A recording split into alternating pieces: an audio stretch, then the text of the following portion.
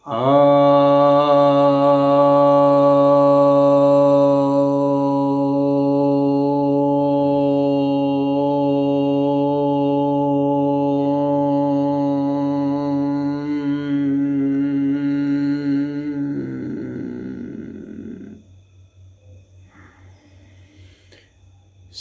भक्तजनों को सप्रेम नमन।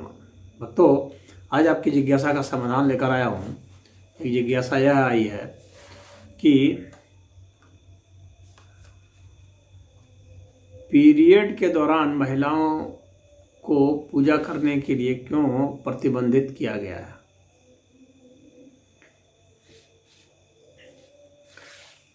देखिए, ऐसा तो है कि यह प्रतिबंधित तो नहीं किया गया है, इसका बहुत अफवाह उड़ाया गया है।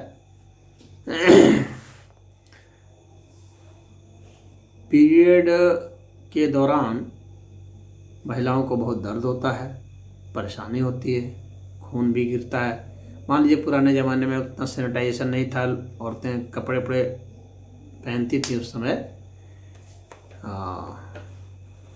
तो सैनिटाइजेशन की उतनी व्यवस्था नहीं थी। और आप मंदिरों को देखेंगे तो काफ़ी दुर्गम स्थान पर मंदिर होते थे, इतनी आने जाने की अभी जैसे व्यवस्था है सड़क वगैरह वैसे व्यवस्था थी नहीं, ना वैसे वाहन थे। लोगों को काफ़ी चल करके, काफ़ी मशक्क़त से बहुत ऊंची ऊंची सीढ़ियों पर चढ़ करके जाना पड़ता था। तो वैसे में औरतों को तो और परेशानी हो जाएगी और उनका खून और बहने लगेगा और उन्हें दर्द और बढ़ जाएगा।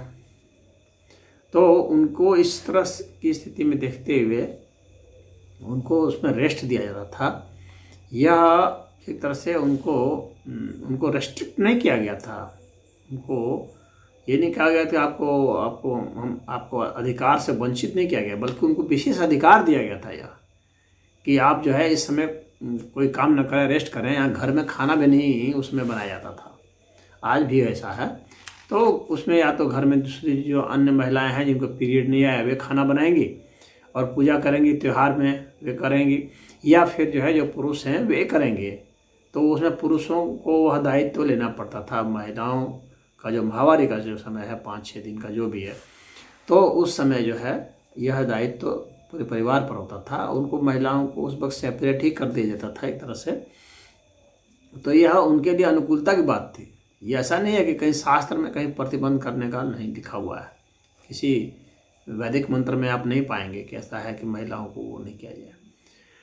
उसमें अगर कोई चाहे तो बैठ भी सकती हैं। ऐसे भी औषधियाँ भी कुछ होती हैं जिससे कि पीरियड को आगे बढ़ा दिया जाए।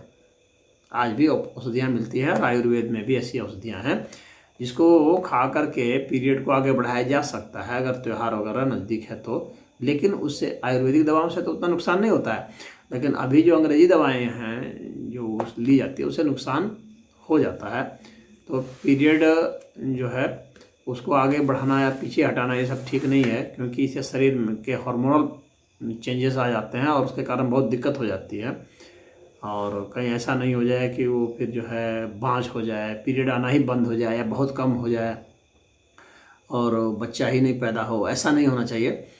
तो यह जो है पीरियड के समय पूजा का ये सबरीमाला वाला केस जो उठा था, और बहुत सारे ऐसे मंदिर हैं कुछ जहाँ पर इस तरह की बातें उठती हैं कि भाई जो महिलाएं पीरियड में है वे नहीं आएंगी, हाँ, तो उनको एक तरह से रोक दिया जाता था।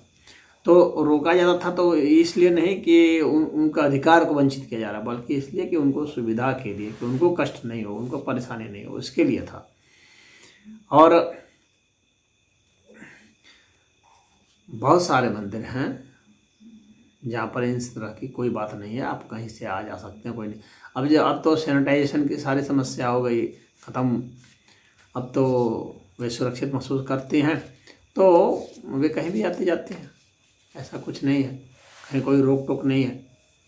ये सब जो है जैसे कहा जाता है कि जो तंत्र साहित्य हुआ, तो तंत्र साहित्य में ये सब महिलाओं के विषय में इस तरह की बातें आई कि भाई रजस्व वाला स्त्री है तो उसको इससे थोड़ा सा दूर रखा जाए,